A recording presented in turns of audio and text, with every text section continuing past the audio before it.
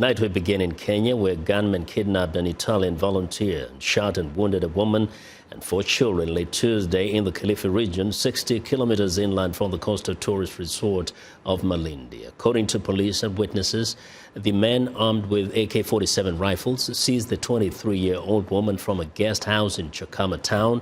Police say they have not identified the attackers, and so far, no group has claimed responsibility.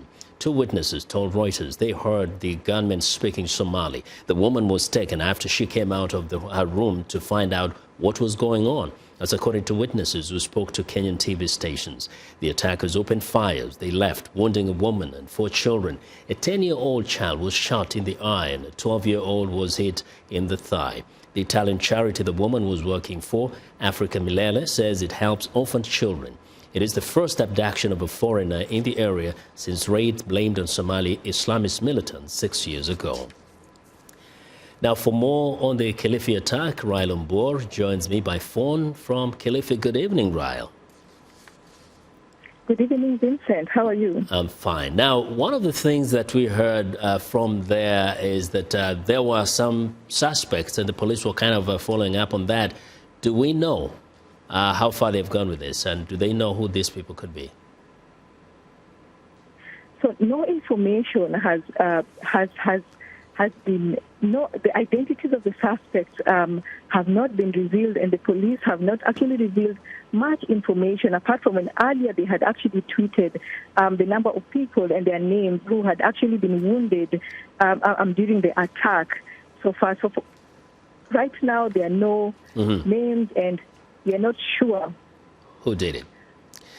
Now, Hello? Yes, and I hear you. A number of people are also beaten up. There were some people were roughed up. We saw video that you actually sent of some fellows who had been beaten up really bad.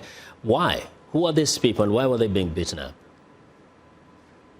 So the area where the abduction took place is, the area is called Chakama, and this area neighbors the river Sabaki.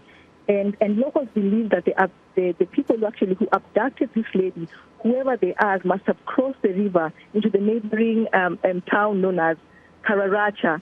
So something interesting about the town Kararacha, the town that neighbors Chakama, is that the people who live in this area are actually pastoralists from the Orma community, and the locals of Changame believe that these are the people actually who are causing instability in the region.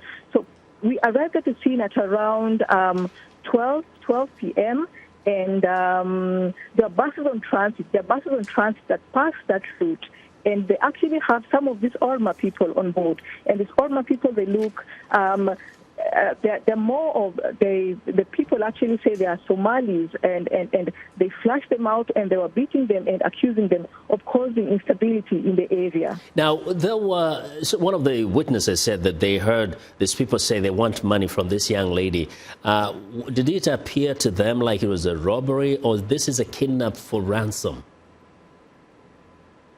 According to the witnesses we spoke to, this was an incident that was planned well. According to the witness we spoke to a local chief, Mr. Albert Chome, who said that this looked like a clearly planned event, because he says 3 days earlier, a man had actually booked a house at Chagama Guest House, and he had introduced himself to the people as a pastoralist who keeps goats, and the people had actually welcomed him into the community. So what is shocking is that Mr. Alfred Chome says that this same man is one of the 4 men actually who took part in this incident. Well, we thank you very much for being there for us, and we hope we get some more updates perhaps tomorrow. Thanks a lot, Rael. Rael Ombuor reporting from Kilfi in Kenya.